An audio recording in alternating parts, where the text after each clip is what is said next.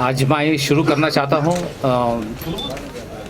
ये बताते हुए कि आज का जो Jammu and Kashmir light infantry regimental centre का जो परेड था, ये बहुत प्रोफेशनल तरीके से कंडक्ट किया है और इसके लिए बधाई है कि हमारा जो कमांडेंट साहब है, उनके ऑफिसर्स हैं, इनके जितने भी ड्रिल उस्ताद हैं और ख़ास तौर पर आज का 122 रिक्रूट ट्रेनिंग जो कैडर था उसके लिए। मुझे पता है कि ऐसा ड्रिल कंडक्ट करने में कितना मुश्किलात आता है, बहुत कोऑर्डिनेशन अच्छा था, उन सब के लिए बधाई।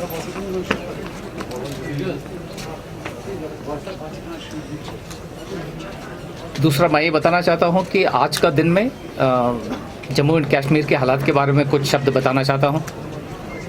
एलसी के ऊपर फ़िलहाल हालात काफ़ी कंट्रोल में हैं।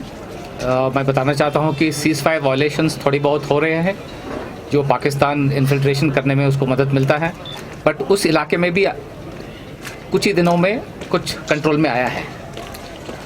और इस साल हम इन्फिल्ट्रेशन काफ़ी हद तक रोक पाए हैं। जैसे पिछले साल तकरीबन 130 आदमी इन्फिल्ट्रेशन हुए थे, इस साल ये फिगर 30 से कम है। इतना बदलावट आया है और मैं उम्मीद करता हूँ कि इसकी बदौलत अंदरूनी हालात में भी काफ़ी सुधार आएगा। हाल ही में आज सुबह केरन सेक्टर के अंदर नदी के पार, किशनगंगा के पार, आज ट्यूब के माध्यम से 4 AK-74 और काफ़ी तादाद का अम्यूनिशन आज पाकिस्तान ने हमारे इलाके में घुसने की कोशिश किया है और हमारे जवान जो सतर्क थे, हमारे सर्वेलेंस डिवाइसेस की बदौलत उस कैशे को आज हम पकड़ पाए हैं। ये मोटे तौर पे दर्शाता है कि पाकिस्तान की इरादों में कोई बदलावट नहीं आया है और आगे भी हम उनकी जो भी गलत इरादे हैं उसका इलाज हम करेंगे। हिंटरलैंड ऑपरेशंस आप सब देख रहे हैं कि लगातार हम टेररिस्ट को न्यूट्रलाइज कर रहे हैं। आज सुबह भी वनारा और बिजबिहारा के इलाके के अंदर एक फॉरेन टेररिस्ट और एक लोकल टेररिस्ट को आज हमने न्यूट्रलाइज किया है और ये देखने में आया है कि जहाँ भी हम ख़ास तौर पर फॉरेन टेररिस्ट को न्यूट्रलाइज करते हैं उस इलाके में एक अलग शांति आता है। पुलवामा, शोपिया में ख़ास तौर पर पिछली 2-3 महीने में जो ऑपरेशन हुआ है उसकी वजह उस इलाके में काफ़ी हद तक शांति आया हुआ है। और इसके साथ साथ मैं ये भी बताना चाहता हूँ कि रिक्रूटमेंट में पिछली 6 महीने में कम हुआ था, बट पिछली 1 महीने के अंदर थोड़ी बहुत बढ़त हुआ है।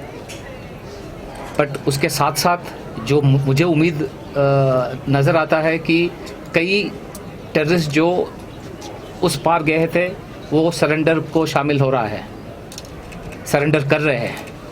उसके बारे में हम ज़्यादा आवाज़ नहीं करते हैं, बट ये एक अच्छी इंडिकेटर है मेरे लिए। बाकी कोविड की समस्या फ़िलहाल अभी भी है।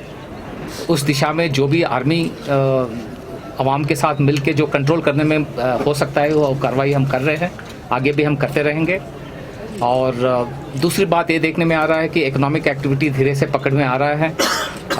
इस साल का एप्पल ट्रेड भी चालू हो गया है, पैडी कल्टिवेशन और हार्वेस्टिंग भी हो गया है और मुझे उम्मीद है कि धीरे धीरे से कश्मीर के अवाम अपना रास्ता पकड़ेंगे और खुशहाली की दिशा में आगे जाएंगे।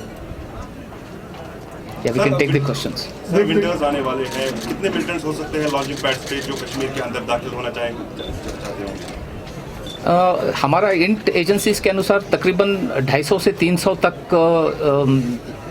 टेररिस्ट लॉन्च पैड में है पाकिस्तान की तरफ, बट उनका लगातार कोशिश की बावजूद हम उनको रोक पाए हैं अभी तक।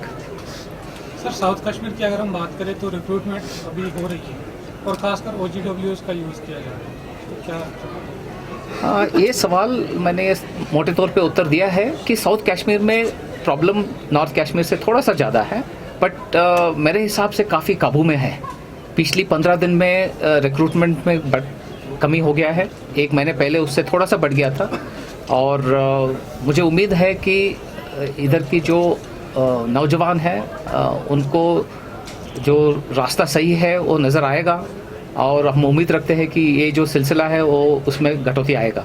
Will the harvesting help you in carrying out more operations in South Kashmir once the harvesting is complete? Because of vegetation, you are not able to. मेरे हिसाब से हार्वेस्टिंग से ज़्यादा ताल्लुकात नहीं है। हार्वेस्टिंग हो, पैडी कल्टीवेशन है या ऑर्चर्ड के अंदर जो वेजिटेशन है, उससे ज़्यादा फ़र्क नहीं पड़ता है। 19-20 का फ़र्क है और मेरे हिसाब से इसका ऑपरेशनल इम्प्लीकेशन नहीं है। So there are reports that China is helping Pakistan in POK to build missile sites. How do you see it? हाँ, ये मैंने मीडिया में देखा है कि पाकिस्तान चाइना को मदद कर रहा है या चाइना पाकिस्तान को मदद कर रहा है। ऐसा इंडिकेटर हमको नहीं है, बट आप सबको जानकारी है कि सीपेक पाकिस्तान में चल रहा है और सीपेक की बदौलत चाइना का प्रेजेंस ज़रूर है पाकिस्तान में, but military cooperation in terms of equipment is there, but जो टैक्टिकल हालात में ऐसा मदद में हमको कुछ नज़र नहीं आ रहा है। Sir, there were reports that there has been a policy framed by the army for those who lay down weapons. Can you throw some light on that policy? We have been working on a policy for surrender and we have sent our recommendations up the channel, but फिलहाल ये policy formalize होके नहीं आया है, but even in the absence of any policy हमारा एक system है जहाँ अगर कोई वापस आता है तो उसको देखभाल करने का हमारे पास तरीका है और उसको हम अपना रहे हैं। So are there any updates on the Shopian alleged fake encounter case? On the Shopia, we have already shared basic information कि इनिशियल कोर्ट ऑफ इंक्वायरी ख़त्म हो गया है और उसके अंदर हमको कुछ गलत नज़र आया है। उसका बेसिस पे हमने समरी ऑफ एविडेंस ऑर्डर किया है जो अभी आधा रास्ता पकड़ चुका है। हम उम्मीद करते हैं कि वो जल्द ख़त्म हो जाए ताकि अगला स्टेज में हम जा सकते हैं। सर, पंचायत इलेक्शन आने वाले हैं, क्या कुछ सिक्योरिटी इंतजाम किए गए हैं इसके लिए? पंचायत इलेक्शन अनाउंस हो चुका है और हम उम्मीद करते हैं कि ये जो पंचायत का जो सिलसिला है, जो ग्रास रूट डेमोक्रेसी की जब हम बात करते हैं तो पंचायत से चालू होता है और हम उम्मीद करते हैं कि हर इलाके से आवाम आगे आए और पंचायत इलेक्शन में हिस्सा लें ताकि उस इलाके की डेवलपमेंट हो और उसको सही सलामत कंडक्ट करने में जो भी हमारी योगदान की ज़रूरत है हम उस पर अमल करेंगे। Irfan, Sir, there are continuously attempts to push arms and infiltration bit across the line of control. Yes. Do you think that Pakistan is trying to engage on the second front so that there can be some negotiations on the LAC? ये जो आप सवाल पूछा है कि the desire for Pakistan to push weapons is very much alive. ये आज सुबह की बात कर रहा हूँ मैं, किरण से हुआ है, तंगदार से भी हुआ है, नीचे जम्मू सेक्टर से भी हुआ है और पंजाब इलाके से भी हुआ है।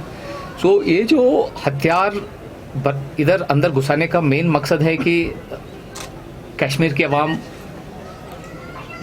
हमेशा उलझे रहे, इधर दहशतगर्दी रहे और हमारा हमेशा इरादा है कि इस जो हथियार की जो सिलसिला है उसको रोक के रखें ताकि कम से कम हथियार हो और कम से कम नुकसान हो इधर आवाम को। और इसमें हमको ज़रूर आवाम की मदद चाहिए ताकि इस दहशतगर्दी की जो सिलसिला है उसको रोक पाएँ। Sir, today morning you also recovered an M14 carbine rifle. We have been seeing pictures of new weaponry in Kashmir which we haven't seen earlier. Do you think what is the reason behind selling this kind of weaponry to Kashmir? ये सवाल M4 हो, M16 हो, ये एक हथियार जैसे ही है, ये मतलब पाकिस्तान की तरफ शायद ये हथियार थोड़ी ज़्यादा हो गए होंगे और उसको इधर भेजना चाहते हैं और देखने में भी थोड़ी सी टेररिस्ट उसके साथ खड़ा होता है तो थोड़ा थोड़ा मैचुअल ऐसा लगता है, बट उसके अलावा हथियार होता है। एक पिस्टल से भी एक आदमी मर जाता है और एक ऐसे भी आदमी मरता है। सो मेरे हिसाब से इसका कोई ज़्यादा फ़र्क नहीं आएगा। Thank you.